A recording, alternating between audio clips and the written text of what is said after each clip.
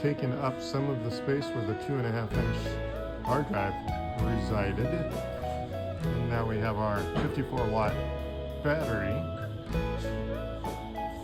Careful with this connector. If you have to deal with this connector down here slides in and then it locks in by pushing the bottom metal upwards. I can't really demonstrate that with my hands full right now, but you set down the plastic and then you slide the bottom C-clamp upwards towards the battery. When I say up, not towards the camera, up as in north or towards the battery.